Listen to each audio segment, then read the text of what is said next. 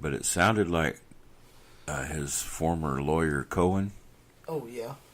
Is either going to testify against him or start spilling the beans, because they're saying they're going to lock him up. Oh shit. And he may not want to be locked up. Too bad. No, he may not want to be. So, Trump and Giuliani are sitting there, and they're trying to throw trash on him too now, because they want to discredit anything he says. But all the records they have with Cohen, I mean, the records speak for themselves. They do. But if he has verbal testimony to go with those records, it could be pretty rough. That could be pretty bad. Because I guarantee you Trump's had some pretty shady deals. Oh, I'm sure he Shady, has. now were they really just, illegal or not? I don't know. I'm sure they were way beyond ethical. Yeah. But, there might be a way to argue in court on some of them, because he's had lawyers do it all. He keeps lawyers on retention all the time. But, yeah, if it was a propaganda war, Trump would be the winner. Because he's just like old Goebbels with the Nazis. He can put out more shit than you can shake a stick at. Oh, yeah, he can. But if it's honesty, he's already lost before he even got in office. Yeah. Because he's the most dishonest man I think I've seen in a long time. That claims to be just a regular old business guy that's going to drain the swamp. He brought his own swamp with him. And it's deeper than the swamp that was there. Nah, he's too weird. Conspiracy theories, he thinks the deep state's after him. And all these bad things come to the surface, and he denies them all the time, and they're there. But he doesn't deny those things. He just blames anybody that rats it out. That they're the worst thing ever happened to this country. That person should never have told this stuff. It's like, and these people don't look. Yeah. He's not saying he didn't do that. That No, they just ratted him out about so much. How dare they talk about that? I don't know. There's some dumb people. Maybe I'm the idiot. Maybe I can't see it, but no, I think I can't stand him as a president. Nope. And this North Korea thing, he's thinking that's going to win him points for the fall elections this year. So he can, if he can carry on, and because the Republicans are just sitting there like knots on a knob, they're afraid to say anything right now. Yeah. You don't hear much out of them at all. No, you don't. They're not doing anything in Congress. There's no bills going. So yeah, the Republicans in Congress just are keeping their mouths shut about everything. Because this election year hasn't looked good for them so far. They've lost a few that they really felt like they should have won. I mean, they've got a lot of guys that are quitting now because of Trump. And I don't know, those seats might not go back to them. I don't know. Yeah, I hope don't know. not. I'm going to vote, and I won't vote for any of them. I won't vote for any of them. Yeah, you myself. say, well, why are you so political in this program? Well, we can be whatever we want. But I'm political because the Republican Party's been taken over by the fundamentalist Christians, the Pat Robertsons and the Jim Bakers, and all these guys have been working for the last 30. Jerry Falwell was big in it, and Oral Roberts. They all worked to take over the Republican Party from the Reagan days on. The Republican Party has courted them to just as hard as they can go, because that was a solid voting bloc. The preachers tell them all to vote for these Republicans. And most of those men, not all, they've been putting a lot of religious fucknuts in now. You can tell by their comments. Like, poor people don't need health care. Or if you live poorly, you need health care. You should live right. They think, live for Jesus. And, with all that religion tied in, and they're wanting this theocracy and the appointment of judges that don't adhere to the Constitution, they adhere to whatever their preacher buddies thinks ought to be right. Well, I want to see that broken. Religion's fine, but not in our government. They need to keep it out. They want the schools all to be religious, and they want all the government to be religious, have just Christian prayers. Now, if they get it, which I don't see how they can, but if they get that, then you're going to see them fight over which religious doctrines that are the most important. You'll have Catholics on one side, and you'll have all the Protestants on the other, and then within all that, all the independents, and they'll duke it out, because if they ever get control, there is always going to be one that wants total control. Yep. And so you'll be a big battle royale, but I don't want to ever see it get that far. No, I hope it never does. That was another Sessions. Some Jewish synagogue, the zoning didn't allow for them to build where they wanted to build, and they were pissed. So Sessions was having his Justice Department go in and take charge of it and see if they could, these cities that aren't preferring religion over others, they're going to get in trouble. Whatever he said, I'm sorry, I'm butchering it like crazy. But more or less, if any religious institution is having any problem with a local government, the Justice Department says they're going to come in and help them. Jeez. So if you have a city and they want to build a church in the middle of the square or something, I guess you just have to let them. I don't know. I guess. But if you've got zoning laws, I would have thought it would be fine with everybody. Well, you would think. But this administration wants Christian religion, basically, to get the preference of everybody, of anything and everybody in the country. Yeah. Now, that was a Jewish synagogue. I just said it was a Christian religion, but it's Judeo-Christian values. Yeah, Judeo-Christian values. If that had been a Muslim, I doubt Sessions would have. Oh, he would have said nothing. I'm really surprised he did it with the synagogue, except they feel sorry for the Jews that aren't Christian. They think they can get them turned around eventually. Yeah. It's like, whatever. Yeah, it's been a newsy week. But that's why, personally, I used to try to be a Republican because I thought they were fiscally responsible. And I had good business during the Bill Clinton days. Had nothing to do.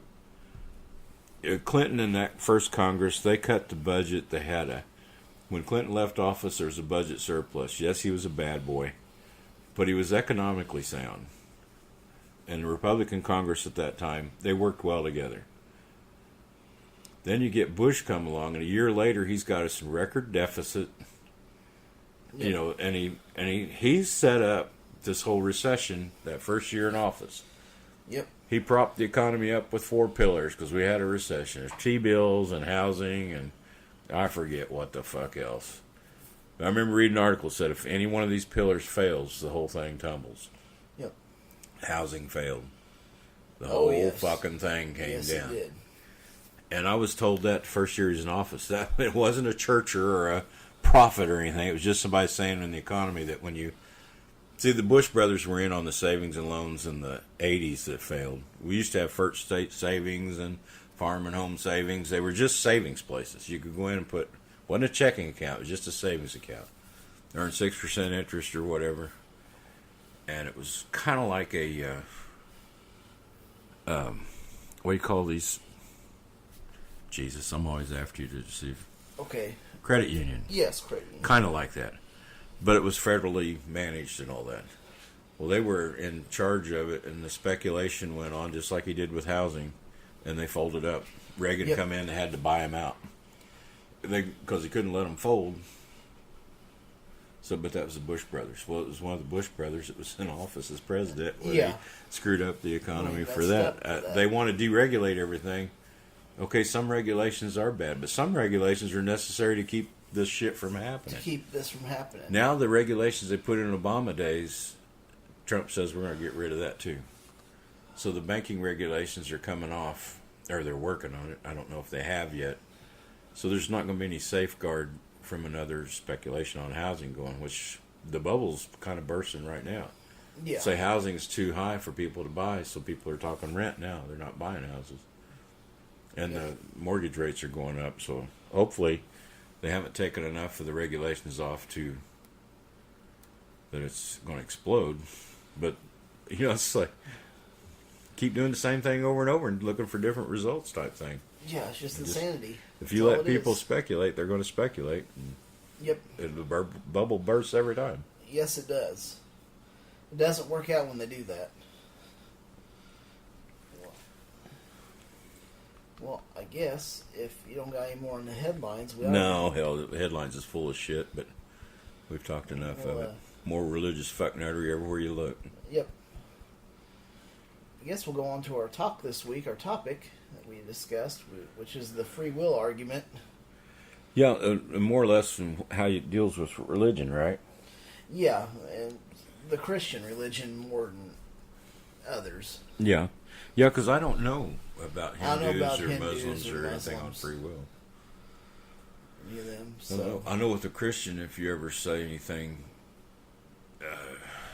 oh my God, here I am blanking out again.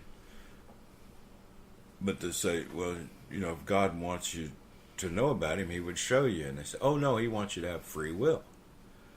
Okay, but you get free will, then that means, does that mean that he doesn't have control over you, so he's not all powerful? Well, no. Or nothing's predetermined like they think. No, because if they adhere to the Bible at all, he's the Alpha and the Omega. He knows everything. He's done everything. He already knows the end and hasn't even been here. I mean, if that's so, then why even bother? If I was God, I wouldn't even blink it in. Well, I know what that scenario is. I ain't doing that one. I'll try this over here. Nope, I know that. Omnipotence is a bitch. Yeah. So I don't think everything's fated. If you could say that, you'd say that when the Big Bang happened, or the expansion, I don't know about Big Bang, they call it that. I don't know how finite a point the energy was when it started to expand, but whenever it expanded, say, whatever caused that change in physics, that energy started expanding and making matter, that did predetermine the life of the universe. That physics, every string of energy, every particle that come from it, I've heard guys argue this, that it's the entire universe is predetermined from that point, that it already, that physics was put in so that everything's going to happen according to that. Yeah. Gravity and anti-gravity, whatever the dark energy is and the dark matter, all that went into effect shortly thereafter. All that physics from that expansion has predetermined the whole universe. And they even say up to our every decision is predetermined by how that happened. It's not known what it's going to be. Not like omnipotence, but those actions have these actions created from it, and there's no varying from it. We don't know what that outcome is because it's too complicated of a starter, but that you really don't have free will, that is predetermined for you. You don't know what it is, but Sorry. So, which means absolutely nothing to me. It's just like the Christian saying God's omnipotent, knows everything, but you have free will. The only way I can live is to act like I have free will. Yeah. And any other philosophical thing about that means nothing to me. No. And God knowing everything's going to happen just makes him an absurd character in it. Because why would you even fuck with it? If you're that omnipotent and omniscient, you're not going to set with these little play baby toys and stuff. The universe is just just kick it out of the way because that's no fun anymore. I already know what's going on.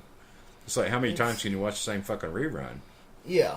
If you already know what's happening, it's like watching the movie Clue. You already know who did it. Why watch it? I don't need that shit. Yeah.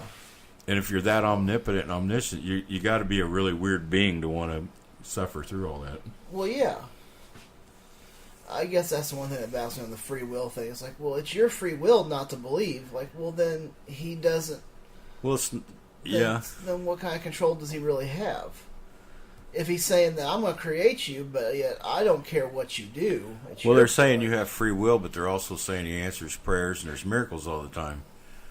Well, if you see a miracle and it is actually, you vouch that it is actually a miracle, would you have free will not to believe it? I guess you could say you don't, but you do. I mean, because you've seen it, you've experienced it. Science has explained there's absolutely no natural cause for this to happen, period, ever. Then you've seen a miracle then. Well, you can say you don't believe it, but you've seen it. It's in there. You know it's there. So that kind of free will, it would be difficult. Yeah, you could lie about it like these Christians do now. They lie and say they have seen one and they haven't. Yeah. They do that a lot. I just hate the philosophical side of free will. Because you can argue that shit till you're blue in the face, but you act every day in your life as if you do have free will. Whether you do or not, that's how you act and that's how you perceive it. That's how you go on with your life. Because, I mean, what are you going to do? Just sit there and wait for